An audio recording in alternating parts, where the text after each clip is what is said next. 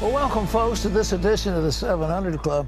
It looks like another nor'easter is hitting the East Coast. Washington, D.C., shutting down. They say, well, we're going to shut down the government because we don't have the right votes and stuff. But the Lord says, I'm going to send some snow up there, and you can't move. So that's the word. And, you know. And we're supposed to get snow here tonight, but I don't know how, because they're only calling for lows around 37. Well, you got to have 32 degrees for snow, right? It'll melt as soon as it hits the ground. But anyhow, we got a lot of rain going on, but this snow is really. Can you imagine? Yesterday was today's the first day of spring. Well, yesterday actually was technically the 20th was the first day. Today's the 21st. The 21st. Used to be the 21st. Yeah, I think somebody changed the dates on us, but I still say the 21st is the first day of spring. That's today, and so we're going to freeze because of global warming. Keep that in mind. Well, anyhow, he was the suspect in that string of bombings in Houston, Texas. Austin, Texas. And early today, as authorities closed in on, well, rather than be captured, this guy blew himself up. Yeah, now investigators are looking into what his motives were for planting bombs that killed 2 people and injured 5 others. Heather Sells has the story. Austin police say that the bombing suspect is dead after an officer-involved shooting north of Austin. The suspect killed himself with one of his bombs just before authorities closed in. As members of the Austin Police Department SWAT team approached the vehicle, the suspect detonated a bomb inside the vehicle. Authorities were still withholding the suspect's name as the day began, but did identify him as a 24-year-old white male. His motive, they said in an early morning press conference, was unknown. So how did they find him? The Austin American-Statesman says investigators used a security video from a FedEx store in Austin where they believe the suspect shipped an explosive device. Store receipts also helped, as did cell phone technology, which traced him to a local hotel. The city of Austin has been on edge for weeks since the first blast on March 2nd. People are scared. You would be too. You know, random packages showing up, explosives going off, people dying for no reason. 4 bombs have exploded in Austin, killing 2 men and injuring 5 other people. The 2 men were killed by packages left on doorsteps. Then last weekend, 2 other men were injured by a device set off by a tripwire.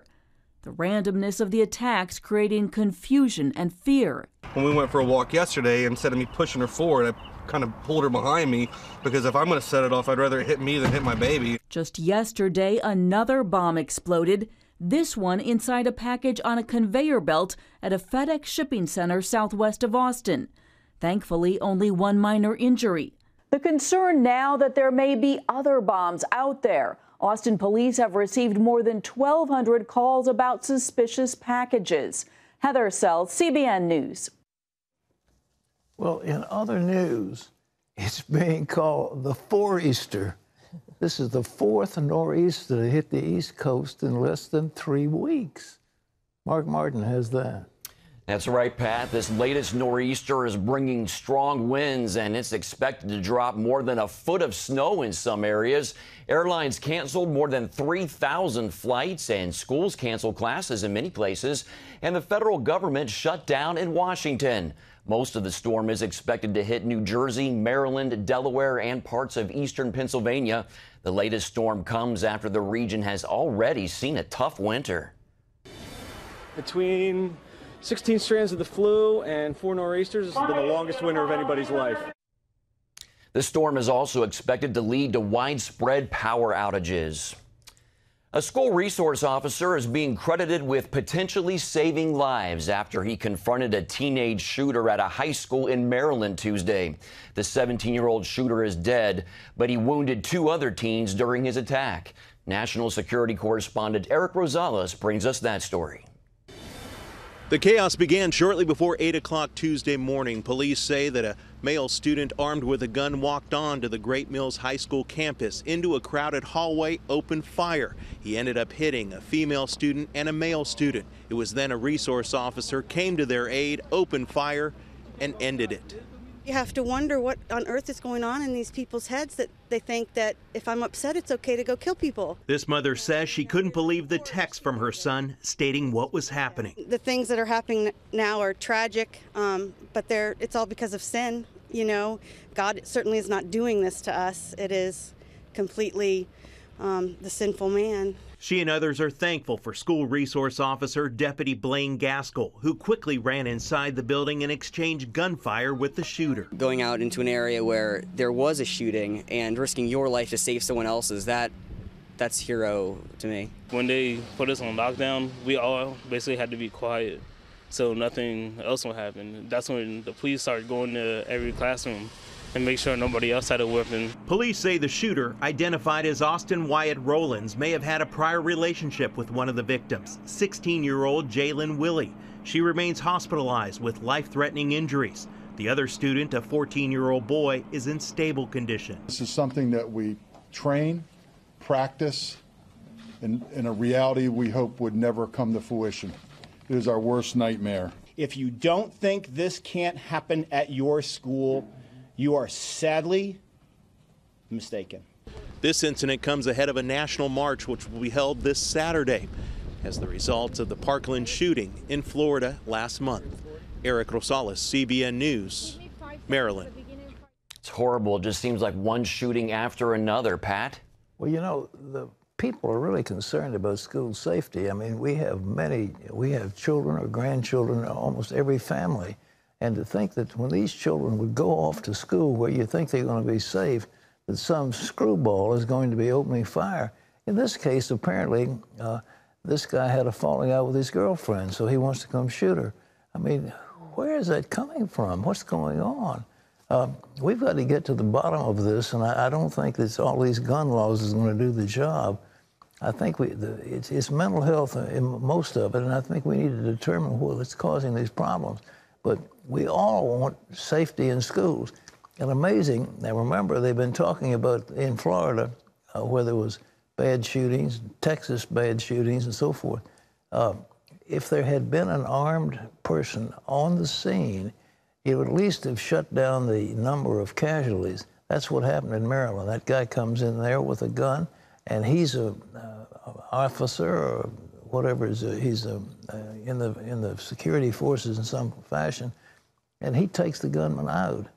We've got to do that. I know that's hard, but we've got to, you know, the president's talking about arming teachers. Well, maybe not teachers, but to have a military presence. We have it here at CBN. We have police officers.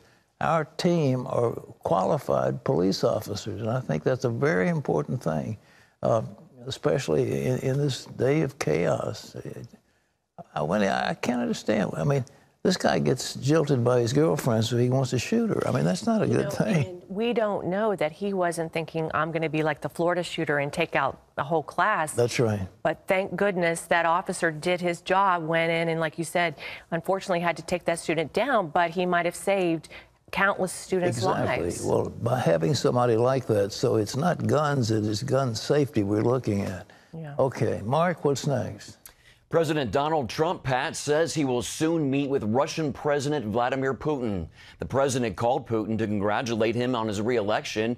He said they will meet in the future to discuss what he called the arms race, along with Ukraine, Syria, and North Korea. They did not discuss Russia's meddling in the 2016 election, nor the country's suspected involvement in poisoning a former spy in Britain. And the White House is getting ready to crack down on what it calls improper Chinese trade practices. The Wall Street Journal reports the administration will release a package of measures against China tomorrow, including tariffs on imports. Pro-life pregnancy centers work to help women keep their babies and not abort them. But can a state force these centers to actually advertise low-cost or free abortions offered by that state? California is doing just that. But the pregnancy centers objected, and the legal battle went all the way to the Supreme Court, which heard the case on Tuesday. Paul Strand brings us that story from Washington. California pro-choice legislators passed a law demanding those centers post those advertisements at the center and online. The lawyer arguing for the pregnancy centers said that's clearly unconstitutional because it violates freedom of speech. And he says if California wins, it'll mean a state government who has a political opposition to a particular group can force you to say things the state wants you to say, but you don't want to say. It's one thing for government to ban speech. That's not acceptable. But it's even worse for the government to put words in your mouth and turn you into their marionette, that they can force you to say what they want you to say. On the other side, California's Attorney General argues pro-life pregnancy centers aren't telling women all the facts they need to know when they're pregnant. We're concerned about making sure that people have accurate information that really gives them a chance to make an informed decision about something as precious as their health. The creator of California's law even accused pregnancy centers of lying to pregnant women and being what he calls fake health centers. And there are thousands of fake health clinics around our country, 370 in the state of California, that are unfortunately deceiving women to this effect. Representatives of the National Institute of Family and Life Advocates say those pro-life pregnancy centers are not fake health clinics, and they strongly object to what California is doing. No one should be forced to provide free advertising for the abortion industry, especially not pregnancy centers. And the group's president says the implications of the case go far beyond pregnancy centers and abortion. If this law is allowed to happen, the very heart and soul of the First Amendment will be gone. Nobody should be compelled to speak a message with which they fundamentally disagree and which their conscience violates. But religious rights lawyer Matt Staver thinks it's a good bet that all the conservative justices and at least one liberal and one moderate would rule against California. It seemed to be pretty clear that the majority of justices, including Sotomayor and certainly Kennedy, were not in favor of holding this statute because of its breadth. Everybody should be concerned about this law. We're standing here, we're saying to the Supreme Court, give free speech life. This is a free speech case. We're optimistic about the results. This case isn't just about pro-life pregnancy centers, but if they lose it, then maybe any American anywhere can be forced by the government to state something that fundamentally violates their conscience. Paul Strand, CBN News, the Supreme Court. And that's a disturbing thought. What's your take on this case, Pat? Well, I think what's been said is that the justices will rule against California on this one. They're very sensitive to free speech, and I think compelling speech is something they don't want. The thing that I think has been pointed out in some of the arguments is that this law actually was narrowly focused just on these pro-life centers. They were not focused on all the pregnancy centers, on all the health throughout California. The other regular hospitals aren't required to make these announcements, but just the ones who were pro-life. And for that man to call them fake centers, that's ridiculous. But what is this culture of death? Why do people want to kill babies? You know, why do they want to do that? And I think it's the thing that this culture of death, I don't understand why that's considered liberal, why that's considered something that anybody wants to embrace. But you've got it, and in California, it's outrageous. So I think without question, given the predilections of the current court, that Alito and Thomas and others, and the new judge will probably vote to overturn this law.